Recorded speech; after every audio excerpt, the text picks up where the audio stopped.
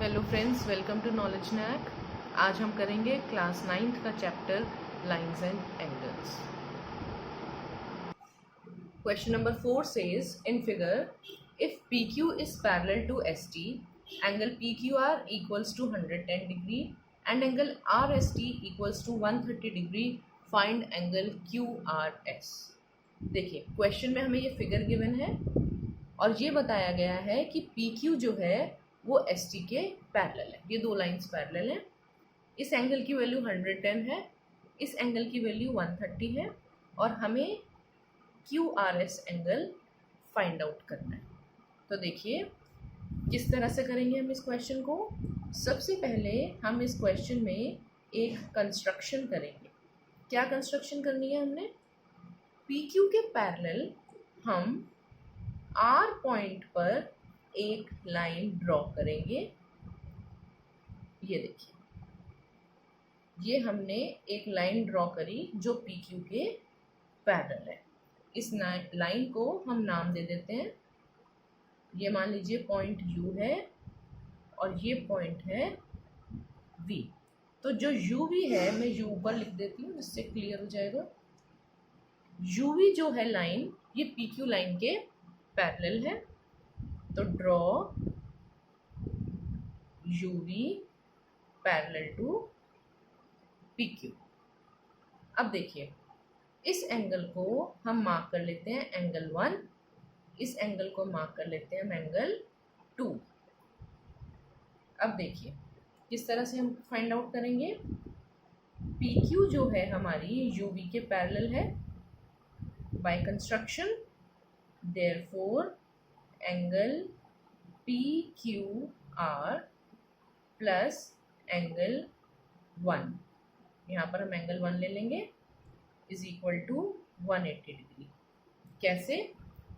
देखिए, ये एंगल और ये एंगल, ये दोनों को इंटीरियर एंगल्स बन रहे हैं।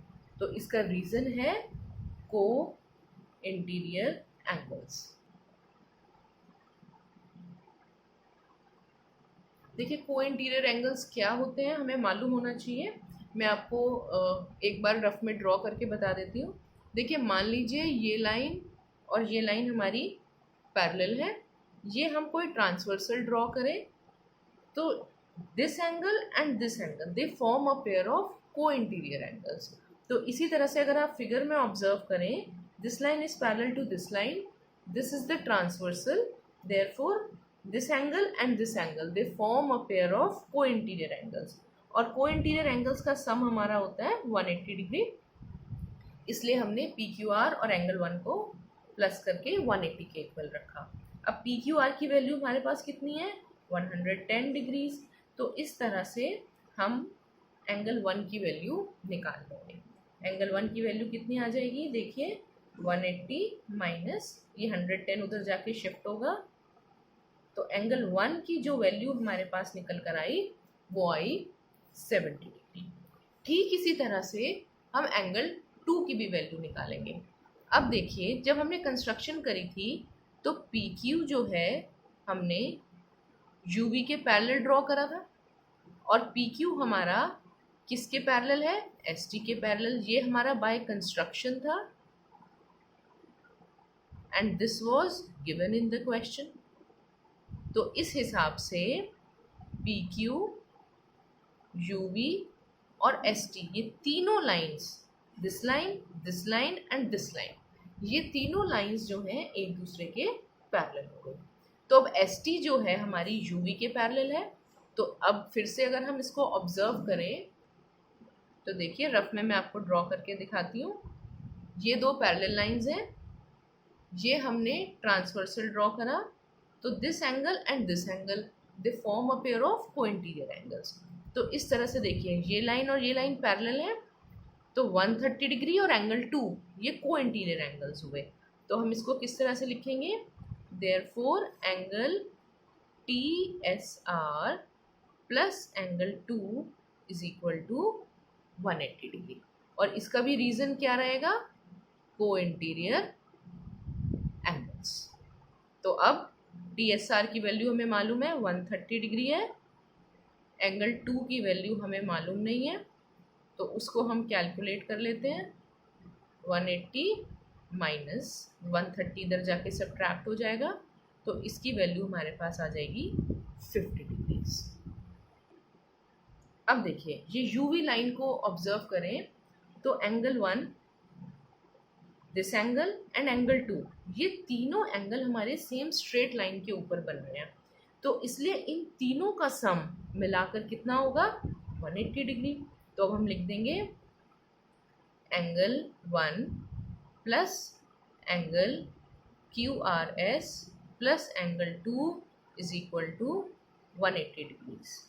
रीज़न क्या रहेगा, ये तीनों के तीनों स्ट्रेट लाइन के ऊपर बनने वाले एंगल्स हैं। तो अब एंगल 1 की जो वैल्यू है वो हमारे पास कितनी आई थी 70 डिग्री, प्लस QRS की वैल्यू हमें मालूम नहीं है तो हम एज सच लिख देंगे, प्लस एंगल 2 की वैल्यू अभी कितनी आई हमारे पास 50 डिग्री, तो इसको भी पुट कर देंगे। अब सॉल्व करते हैं, 70 और 50 दोनों हम ऐड कर लेंगे, तो इधर हमारे पास बचेगा QRS plus 120 degree is equal to 180 degree. तो QRS की वैल्यू हमारे पास कितनी आ गई 180 माइनस 120 यानी कि 60 डिग्री। तो जो QRS एंगल हमें फाइंड आउट करना था उसकी वैल्यू हमारे पास आई है 60 degree. So this was the solution for question number 4। अब हम क्वेश्चन नंबर 5 की तरफ मूव करेंगे। Question number 5 says in figure if AB is parallel to CD, angle APQ is 50 and angle PRD is 127 degree, find X and Y। देखिए इसमें हमें AB और SD ये दो पैरेलल लाइंस गिवन है, this line is parallel to this line, इसकी value 50 given है और इस एंगल की वैल्यू हमें गिवन है 127 डिग्री और हमें X और Y की वैल्यू फाइंड आउट करनी है।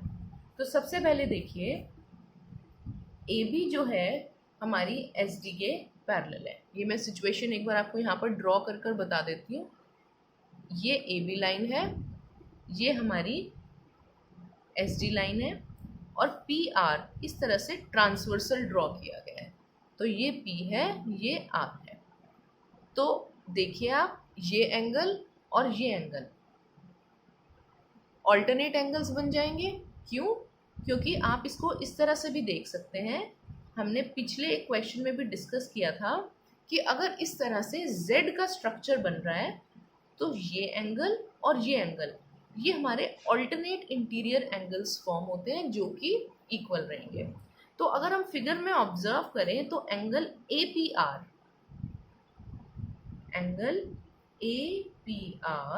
Is equal to angle PRD because they form a pair of alternate angles. देखिए ये APR है और ये PRD। अब APR जो है हमारा इस तरह से दो एंगल्स में डिवाइडेड है, तो APR को हम लिख सकते हैं 50 प्लस Y। देखिए क्वेश्चन में 50 और Y को अगर मैं ऐड कर दूं तो हमारा एंगल APR बन जाएगा। तो हम यहाँ लिख देंगे 50 degrees plus Y is equal to, और PRD की वैल्यू क्या है हमारे पास 127 डिग्री। तो सिंपल इक्वेशन बन गई, इससे हम Y की वैल्यू निकाल लेंगे 127 माइनस 50, तो यानी कि जो Y है उसकी वैल्यू हमारे पास आ गई 77 डिग्री। तो Y इज 77 डिग्री। अब देखिए X को किस तरह से फाइंड करेंगे, इसके लिए भी फिगर को अगर हम एक बार दोबारा ऑब्जर्व करें तो ये AB और SD पैरेलल लाइंस हैं और इस बार PQ ये हमारा ट्रांसवर्सल है। मैंने ये पार्ट फिगर का ड्रॉ करा है, ये हमें 50 गिवन है और ये हमें X गिवन है। तो देखिए ये भी फिर से एक Z का स्ट्रक्चर बन रहा है इस तरह से, ये 50 है और ये X है। तो ये भी हमारे एंगल्स किस तरह से हो गए ऑल्टरनेट एंगल्स। तो हम सिंपल लिखेंगे यहाँ पर AB जो है हमारी SD के पैरेलल है, मैं इसको दोबारा से लिखती हूँ एक बार। ए बी जो है हमारी एस डी के पैरेलल है, therefore angle A P Q is equal to angle PQR. This angle is equal to this angle. Reason, alternate angles. अब APQ एंगल की वैल्यू कितनी है हमारे पास 50 डिग्री और PQR x है, तो ये हमारा डायरेक्टली निकल के आ गई x की वैल्यू। तो x is 50 and y is 77 और दोनों ही केसेस में जो प्रॉपर्टी हमारी लगी है वो है ऑल्टरनेट एंगल्स की। अब हम मूव करते हैं इसके लास्ट क्वेश्चन 6 की तरफ। Question number 6 says in figure PQ and RS are two mirrors placed parallel to each other. An incident ray AB strikes the mirror at B. Reflected ray moves along BC and strikes RS at C and again reflects back along CD. Prove that AB is parallel to CD. तो इस question में हमें prove करना है, क्या prove करना है? That AB is parallel to CD. देखिए PQ एक मिरर है, RS एक मिरर है, एक ray of light I incident है, रे है ये PQ मिरर के ऊपर इस तरह से इंसिडेंट हुई, तो यहाँ से रिफ्लेक्ट बैक करेगी। जब यहाँ से रिफ्लेक्ट करेगी तो RS मिरर पर वो C पॉइंट पर टच करेगी, यहाँ से वो फिर से रिफ्लेक्ट करेगी, CD के रास्ते पर वो वापस जाएगी। तो हमें इस क्वेश्चन में प्रूव करना है कि this ray AB and this ray CD they are parallel rays. तो इसके लिए भी हमें इस क्वेश्चन में कंस्ट्रक्शन करनी होगी। क्या कंस्ट्रक्शन करेंगे? देखिए यहाँ पर हम सबसे पहले एक नॉर्मल रे ड्रॉ कर लेंगे। नॉर्मल माने 90 डिग्री का जो एंगल है सरफेस के ऊपर। ठीक इसी तरह से हम यहाँ पर भी एक नॉर्मल ड्रॉ करेंगे। तो हमारी कंस्ट्रक्शन है draw BN perpendicular to PQ। Normal का मतलब है जो परपेंडिकुलर है, ये जो 90 डिग्री का एंगल फॉर्म कर रही है। इसी तरह से हम CN डैश ये परपेंडिकुलर ड्रॉ करेंगे RS मिरर के ऊपर। अब देखिए PB जो है हमारी RS के पैरेलल है, तो यानी कि ये लाइन बिल्कुल इसकी स्ट्रेट इसी के पैरेलल हो गई। BN इसके परपेंडिकुलर है, CN RS के परपेंडिकुलर है, तो इस हिसाब से BN और CN डैश भी दोनों आपस में पैरेलल हो गई। अब देखिए हम यहाँ पर एंगल्स के कुछ नेम करते हैं। पहले 1, इस एंगल को नाम देंगे हम 2, इसको नाम देंगे हम 3 और इसको देंगे हम नाम 4। अब देखिए इसको किस तरह से सॉल्व करेंगे। हमने फिजिक्स में पढ़ा है बाय लॉज ऑफ रिफ्लेक्शन। अगर हम रिफ्लेक्शन के लॉज अप्लाई करें तो हमें मालूम है अगर मिरर के ऊपर एक इंसिडेंट रे आ रही है and this is the reflected ray, तो angle of incidence is equal to angle of reflection. Angle I is equal to angle R। ये इंसिडेंट एंगल यानी एंगल ऑफ इंसिडेंस और ये रिफ्लेक्टेड रे से बनाया हुआ एंगल यानी कि एंगल ऑफ रिफ्लेक्शन। अब देखिए अगर हम PQ मिरर को ऑब्जर्व करें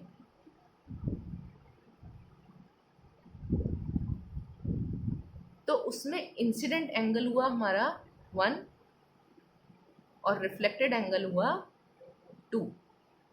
अब इसी तरह से अगर हम RS मिरर को ऑब्जर्व करें तो ये रे इस मिरर पर यहाँ आ रही है और ऐसे जा रही है, तो यानी कि एंगल 3 हुआ हमारा एंगल ऑफ इंसिडेंस और एंगल 4 हुआ हमारा एंगल ऑफ रिफ्लेक्शन। तो by laws of reflection angle 1 angle 2 के इक्वल आया और एंगल 3 एंगल 4 के इक्वल आया। अब देखिए BN जो है हमारी CN डैश के पैरेलल रे है, क्यों? हमने अभी यहाँ पर देखा था कि बी एन और सी एन डैश ये दोनों मिरर्स पर परपेंडिकुलर पड़ रही हैं और दोनों मिरर्स पैरेलल हैं। तो अगर दोनों मिरर्स पैरेलल हैं तो जो रेज उनके ऊपर नॉर्मली फॉल कर रही हैं वो भी हमारी पैरेलल ही होंगी। तो बी एन जो है सी एन डैश के पैरेलल है। अब देखिए इसको अगर हम ऑब्जर्व करें तो ये हमारे पास कुछ इस तरह से सिचुएशन आ रही है। ये है हमारा एंगल 2 और ये है हमारा एंगल 3, ये है एन, ये है एन डैश, ये सी और ये बी पॉइंट। देखिए मैंने सिर्फ फिगर में से इतना पार्ट ड्रॉ करा है, दिस पोर्शन, ये लाइन। तो देखिए 2 और 3 ये किस तरह के एंगल्स फॉर्म कर रहे हैं? Alternate angles. वाई? देखिए ये एक जेड बन रहा है और अभी हमने पढ़ा कि जेड अगर स्ट्रक्चर बने तो इस पोजीशन पर जो हमारे एंगल्स हैं वो हमारे ऑल्टरनेट एंगल्स होते हैं। तो इस हिसाब से हम लिख सकते हैं therefore angle 2 is equal to angle 3 because they are alternate angles. अब हम यहाँ पर एक ट्रिक अप्लाई करेंगे। हमारे पास जो ये इक्वेशन निकल कर आई है इसको हम दोनों साइड को LHS भी और RHS भी उन दोनों को हम 2 से मल्टीप्लाई कर देंगे। तो हम यहाँ लिखेंगे मल्टीप्लाइंग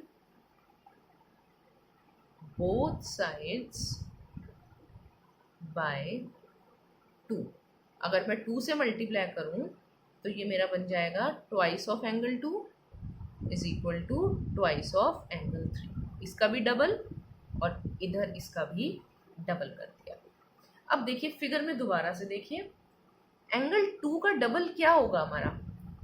2 जो है 1 के इक्वल था, तो यानी कि 1 और 2 अगर हमारे बराबर हैं तो 2 का डबल क्या हुआ? Angle ABC।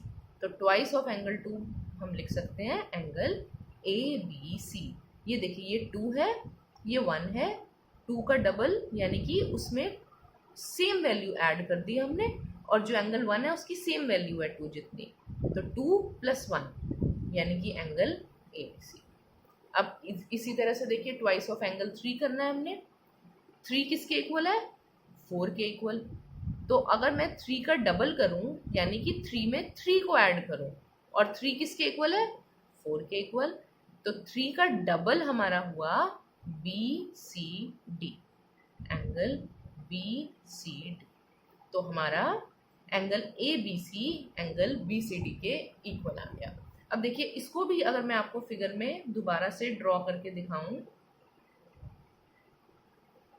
सॉरी मैं दोबारा बनाती हूँ उसको। ये देखिए ये इस तरह से हमारी पोजीशन है, ये A है, ये B है, ये C है और ये D है। तो हमने अभी अभी यहाँ पर इस एंगल को इस एंगल के इक्वल प्रूफ किया। देखिए फिगर में यहाँ देखिए। अब ये बीच की कंस्ट्रक्शन 2 मिनट के लिए भूल जाइए। जब हम भूल गए तो हमारे पास ये स्ट्रक्चर बचा। ये लाइन BN और CN डैश मैंने ड्रॉ नहीं करी, तो ये स्ट्रक्चर बचा और इसमें हमने ABC को BCD के इक्वल प्रूव करा, यानी ये एंगल इस एंगल के, ये कंप्लीट एंगल इस कंप्लीट एंगल के। अब देखिए ये फिर से Z बन रहा है हमारे पास। अब ये Z बन रहा है तो ये किस तरह के एंगल्स हुए? Alternate angles. तो हम यहाँ लिख देंगे but they form a pair of alternate angles. और अगर ये ऑल्टरनेट एंगल्स हैं और ये आपस में इक्वल भी हैं तो हम लिख देंगे therefore AB is parallel to CD। अगर AB CD के पैरेलल है तभी ये दोनों एंगल्स इक्वल हैं। अगर ये दोनों एंगल्स इक्वल हैं तो डेफिनेटली वाइस वर्सा ट्रू होगा, यानी कि AB CD के पैरेलल होगी। This is an important question and I hope कि आपको इसकी सॉल्यूशन ज़रूर समझ में आई होगी। और अगर फ्रेंड्स आपको मेरा कंटेंट पसंद आ रहा है तो प्लीज़ आप मेरे चैनल को ज़रूर लाइक, सब्सक्राइब और शेयर करें। Thank you so much.